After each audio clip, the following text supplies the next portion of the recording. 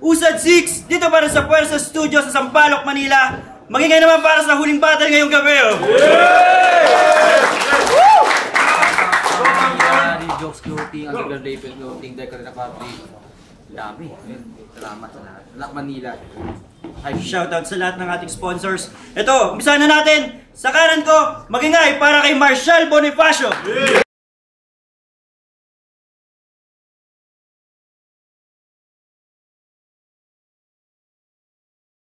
Philippines! Let's go! Philippines! Tapos sa kaliwa ko, magingay para kay K3U. Bakit di mo abutin? Bakit di mo abutin? Ang dami mong pangarap, bakit di mo abutin? Tumingin sa salamin ng sarili tanungin. Ang dami mong pangarap, bakit di mo abutin? Ayun, hindi na sila nag-toss coin. Pinili ni K3U mauna. Usad 6, rap lines. First round para kay K3U. Game! Palawan mo na si Bonifacio. Nag-chat si Beatroom. Si Marshall gusto daw lumaban ng rap lines kahit di naman iniimbita. I was like, hater ng motos yun ah. Tas sa rap lines nang oobliga. Pakisabi kay M-Site, MP3, mga putang ina, di ko kailangan ng tutulak sa akin para tuluyang kita. Tang ina ka? Sinabihan mong maliit yung birdie ni Beatroom. Paano mo nalaman? Ang alam ko lang, walang bayag yan. Di nga yan sa akin lumalaban. In the words of Delo, Bonifacio, ang sundalo ako. Naiilang nga sa akin lumaban yung tumalo sa'yo. Tangin na matapos nila sabihan pabor ka sa oil price hike.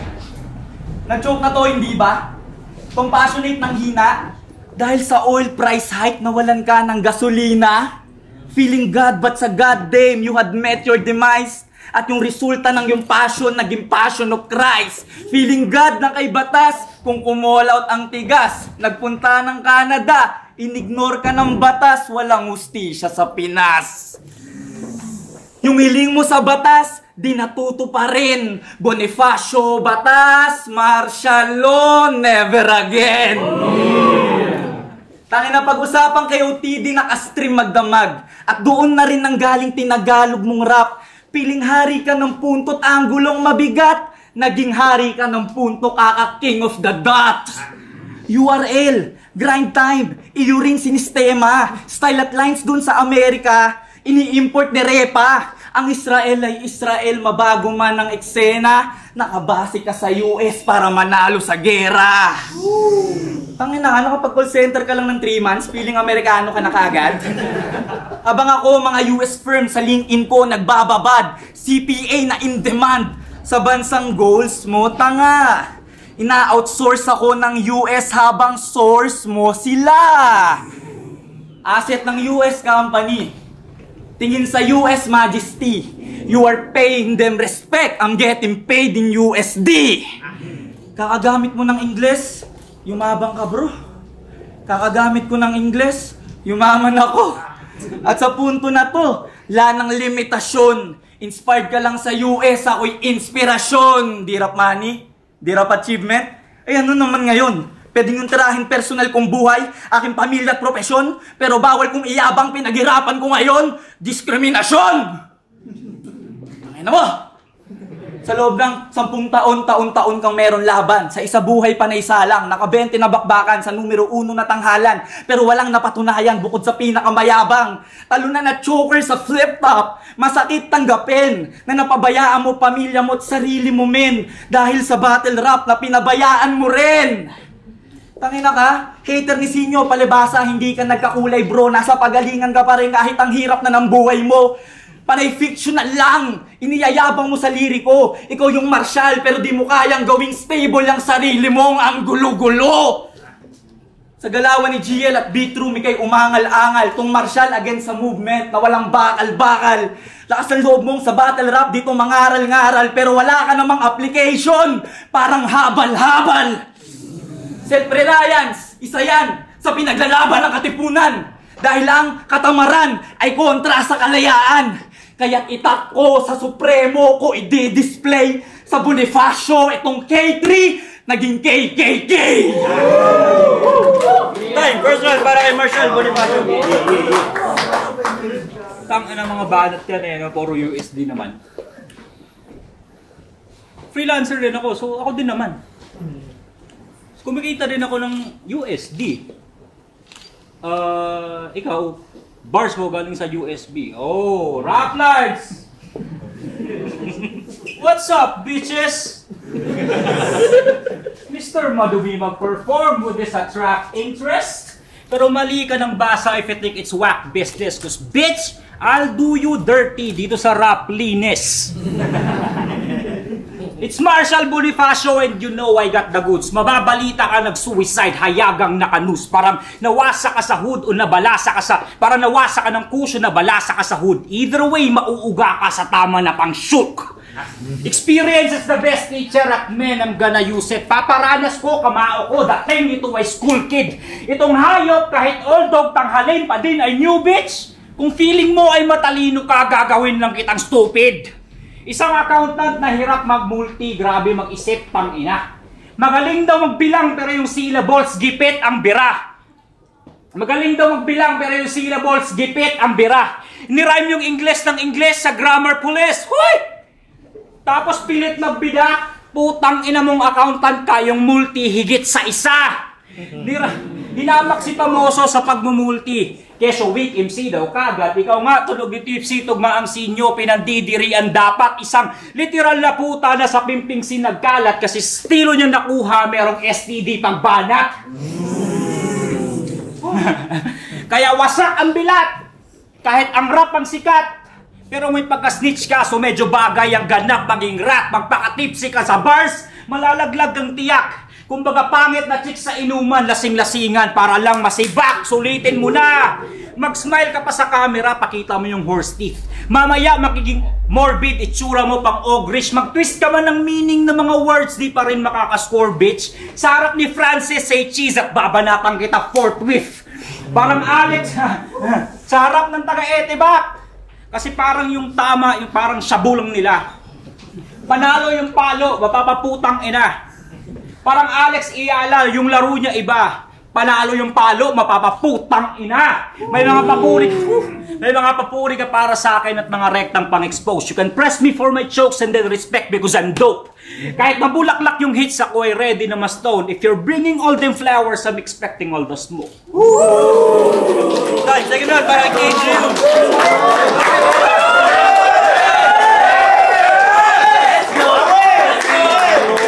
Let's go! 4 beses ka naging sa buhay. At palagi kang laglag sa unang ikot at salang. Kung si Badang, 5 years prep. Si Marshall sa tournament, 4 beses na grade 1. Tangina ka, reference mo sa tournament, panay basketball player. Pero from first to fourth, di ka nakapasok ng quarterfinals, first to fourth, di nakapasok. I-emphasize pa ba? Pag sumali ka ng isa buhay next year, overtime ka na. Tangina ka, lakas mong sitayin sa M-site, nasa championship, mahangin. Eh kahit nga yung Bisaya mong ka-live-in, di ka maturing na uncrowned king. Uncrowned king ka? King ina ka. Kaya paano mo nasabing, yan ay effective na weapon kung kahit English ka ng English, di ka nagka-title sa caption. Bilang tugon, tinawag niya sarili niya na wannabe. Self-hating yung strategy. Bonifacio sa Tejeros na walang ka ng authority. In-embrace ba yung truth? Self-awareness yung move. Yan ay galawang pang-noob. Typical na rason ng mga di nag-improve. Parang second skill ni Fudge. Yung sinusunod niya, self-inflicted na yung damage pag nabubulok na. Habol niya raw ay lirikalan, kayo raw ay meaningless. Pero sad boy nagalawan pag walang nai-impress. From super rookie to veteran to wannabe, so fucking whack. From flip top to Rapolo, ngayon sa Rap Lines pinapunching bag. Sa Rap Lines nakisalo dahil never kang nanalo sa Vuelta Balentong. Hindi ka na rin nasasagip na mga gamit mo na jargon. Spaghetti na galawan mo patungo na sa bottom hanggang saan ka bababa para lang sa validation. Tangin na balita ko, nag-artria ka sa mga ID ni Vicente at nag-message bro. Di ka lang nireplyan ng isang araw, inansent mo. Tangin na ito. Nagtatampo sa di naman niya tropa. Feeling close ka sa Beast, Bon, or Donna. Tangina ka, nakulong sa pagiging plain yung sarili, ina-isolate. Takot mahanapan ng butas, di nakikipag-communicate. Yung MB, Ninoy, Aquino, hindi accurate kung nanatili ka sa plane dahil takot ka ma-assassinate. Pag-usapang Bismin, karahasan, kasalatan, ang ginagamit niyang armas, ginagamit pang utas. Yung mga rason kung ba't sa Luzon ka na ngayon lumuluwas. Tangina, daday-dayo ka ng Manila tapos may problema ka sa Tagalog para igapang yung iligan, dito ka kumakayod. Panay, Visayas at Mindanao, Mindanao shit! Yung binabanat ni bro. Pero sa Luzon naman kayo, nagbabanat ng buto! Tangina ka, gano'n gato mga Bisayan to, motivated kapag yung balakid galing sa atin. Kaya nga proud na proud ka, di ba, na tinalo ka ni Allen? Sana ikaw na lang yung 17 years old na babaeng dinadawit. Total proud na proud ka na tinira-tira ka ni Balakid. Ikaw lang yung Bonifacio na wala sa uprising kahit sobrang mambonjing. Sobrang lakas mo na magkanin, sa washing machine ka nagsasaing. Sobrang weirdo na mga banat mo kaya palagi ka nagmimintes. Ikaw yung version ni Tulala na tumaba tsaka nag-i-Ingles. Where am I? Nandito ka sa aking teritoryo. Bibinyagan kita kahit antikristo. Pag sinabi kong ikay muling mamamatay sa present, babalik yung trauma mo sa Aguinaldo, Bonifacio. Nagpiling na batasismo. Nakagapos ka na sa aking lirisismo. Kada pala ko gumagawa ng ritmo. Kapag pumalag, pupugutan ora mismo. Hiyahagis ko sa ere iyong ulo, Bonifacio. Pinaikot-ikot parang 10 piso. Ako mismo! Unang banat! Ano di pa balitaw? Walang nag-heads or tails, bitch! Ang kinukointos ko ikaw! At walang sasalo sa'yo! Walang Bisaya na tutulong! Walang sasalo sa'yo! Iyong ulo gumugulong! Ibabaong pa ng malalim! Ng malalim! Ng malalim! Hanggat wala kayong reaction! Hanggang dyan ka bababa para lang sa validation! Time siren para kay Marshall Bonifacio. Bakit ako lagi nasa isa buhay? Kasalanan ni Adigba, bro. Bababa daw ako para sa validation. Sumambaba ng tingin mo sa ligang to. Ha? Ano to? Yo! Tingnan nyo! Mga sinasabi niya, akala niya puro pasakit. Ikaw nga yung nakaglases, ikaw nang gagaya kay Balakid. Kinukointos na niyang ulo niya. Kala mo siniswerte? Rare ako na Bisaya, boy. Ayaw sa Duterte.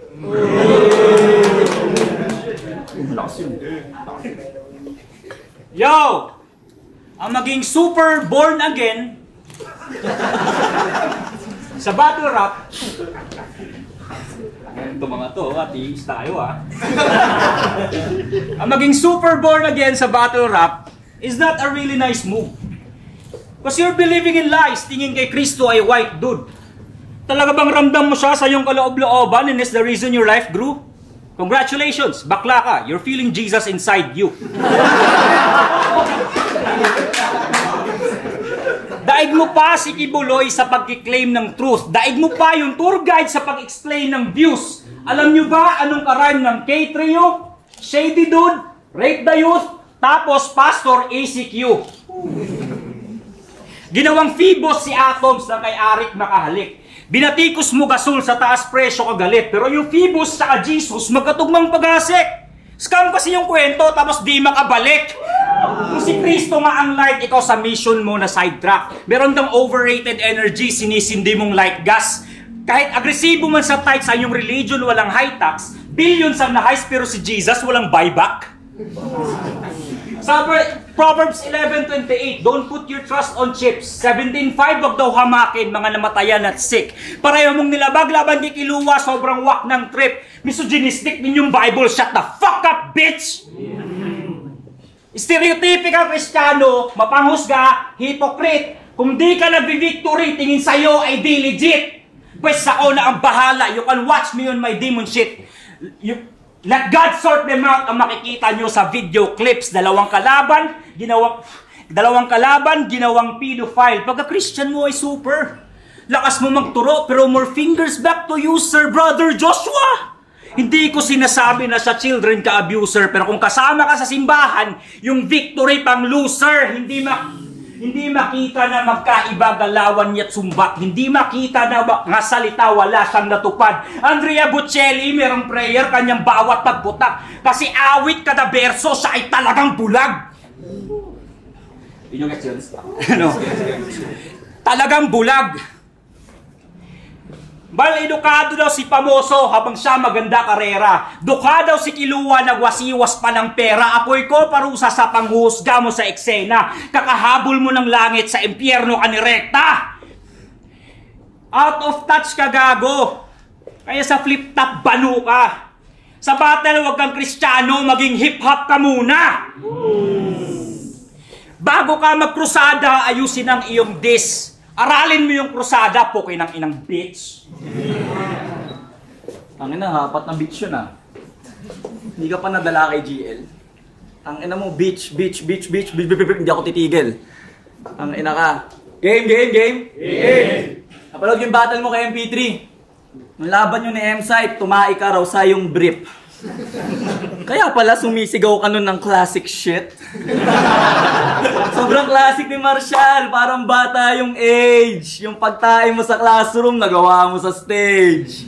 Parang longganisa daw yung tubol na sumabit. Itong puro beach at bars, nagdala ng well-rounded.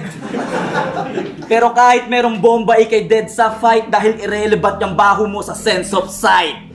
Malayo ba ating agwat? Well, I'm aiming. Iba yung walang hygiene sa breathtaking. Parang suicide kung ituring mo tong impact. Yung Marshall naman ngayon ang nagka-kill shot. Malayo ba ating agwat? Sobrang husay mo sa writing. Ang yabang mag-construct nitong bagsak sa engineering. Mala APOC, arkitekto yung pinipinta. Pero bagsak sa engineering kaya di mo na-establish yung blueprint niya. Malayo daw aming agwat, sabi nung Charlie Kirk fanatic. Para lamang pumatay, di ko kailangan na lumapit. Di rin to passing of the torch. Nagkamali ka ng minanifest. Naghabon ng sunugan ng naranasan mo Los Angeles. Di rin wildfire yung rason. Hindi rin wildfire yung rason. Ako mismo ang panganib pag ako na ang nangaso. Delikado si B-Rabbit. Kung si Glock 9 may Elmer, sa punches ka pipestehen nang makita nyong may million hits. Yung MB ni Eminem. Yung aking kanan, parang Vanguard na tumira kay Salome. Yung kaliwa, Lax Hearties. Parating pa lang kasi. Sana ginaya mo si Sequence, nag-default sa event, nagka-fake na sakit. Dahil kahit pa sabihin ayaw mo, kapatid, uungol ka sa akin parang ni-rape ni Bagsek. Para kang si Beatroom na sa gubat bagsak. Para kang si Rainiel na di marunong mag-rap. Etong feeling Eminem pinakitaan ng atake at sa ating dalawa, ako pa yung nagkamikaze. Hindi na mabubuhay karera mo. Ngayong ako ang ka-rival. Narinig nyo yung kamikaze dahil flop yung revival. I'm so evil na ko po. Kung atheist nyo, alanganin. Mamaya-maya samahan mo si Saint Ice manalangin. Nung nagkasakit yung kanyang lolo, panalangin ng bukang bibig. Nung namatay ang katanungan, bakit di raw siya dinidinig?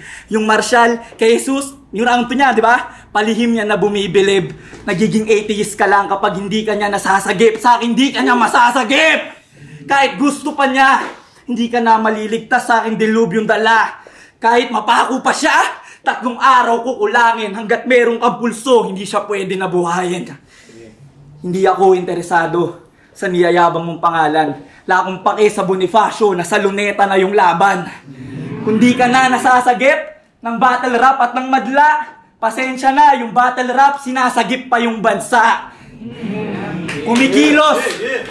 Kumikilos, bumuboses, ganito na ang battle rap. Sa hangad na pagbabago, tayo na ang juggernaut. Yung sulat na inaangat, naka-placard, merong movement, habang sulat mong malalim na natiling entertainment. Hindi dito usapin kung kulay rosas o pula. Sa mundo ng battle rap, walang po sa sangtula. Lumipas na yung panahon at yung paglipas ang patunay. Yung nagawa mong ipangalan hanggang sa kasalukuyan, di mo kayang isabuhay. Ikaw yung balakid tol na wannabe, na may epic fail biography. Dahil mapabattle o reality, wala kang legacy o victory. Time. Time, last one para kay Marshall Bonifacio. Woo! Tangan, dami yung sinasabi tungkol sa aming laban. Ako daw ay mayabang. Tangan, di ko nga sinabi na sa laban natin, ikaw lang yung makikinabang. Yo! Nalaman ko pala, siya ay isang dating alcoholic na malala. Kaya siya ay narehab. Kaya 7 taon siyang nawala sa bars di mahagilap. Pero nung meron nag-aya, siya'y nagtawag ng big shots. Feeling tipsy siya ulit. Yung comeback niya ay relapse. Isang sira at lumang plaka na punong-puno ng alik, kabok tapos pandemo ang tumutugtong na awit, di pa buong hubog yung arit ng pinaghuhubugang artist, kasi ganyan si Tipsy nung di pa nabubugbog si Arik.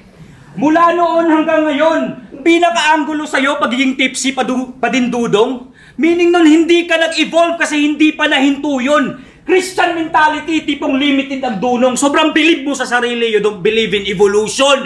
Kung di ka nawala ng 7 taon, kilala ka sa mga gawa mo. Kung di ka nawala ng 7 taon, kilala ka sa mga gawa mo. Kahit ano ang paandar, susugalan ng mga tao. Pero sa battle dinaga, ngayon ginagalaw ang baso. O di ba tipsy ka ba din? Wala namang nagbago? Kaya anong lamang sa akin, never pa akong nagtago. 10 taon sa liga, respetado sa laro. Mid ang sulat, wak ang multi-leche, gagawag ako. Pwede kang average sa rookie o veterano na bano. Mas magaling ka sa akin, Brad Papano. Kung sa rookie o sa vet, parehong wak ang trato. Kung magaling ka talaga ngayon, ikaw ang top sa bago. Kung magaling ka talaga dati, magka-batch lang tayo. 2015 ang aming batch at isa ka sa naiwan. Ang rason, kakayahan. Malayo ang pagitan, kaya tangina mong accountant ka, hindi ka kagalingan. You did the math, pero sa aming class ay hindi ka napabilang. Isang dekada dumidigma, when we let it fly, sure matic. Ikaw presence mo ba do'y binibigay, blue magic. Habang gawain mo magbilang, kami recognized true artist, certified public accountant, certified hood classic. Pumapalpak nitong nakaraan, pero sabik pa rin na makasargo. Kung tingnan ko, gawa ko pambilyar at di na bababato. Dumadami na yung talo, pero kasama yan sa plano. Kasi nga, gods must be crazy. Baka nababaliw na nga ako.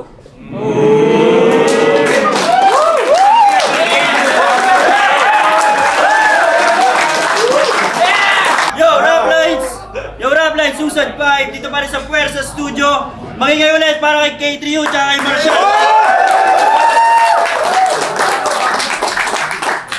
Ang panalo doon, si Vanguard at tayo. Promo pa rin lang. K3U tsaka Marshall. Salamat. Kay Sir Caparas ng Evat na lang, pinapashoutout ka ni PJ. Linya-linya, Black Manila, Type C Cafe. Yo, let's go. Yo, maraming salamat kay Marshall. Binabahan kami sa Raplines. Malaking karangalan yun. Kay Marshall laban kay Vanguard sa SI.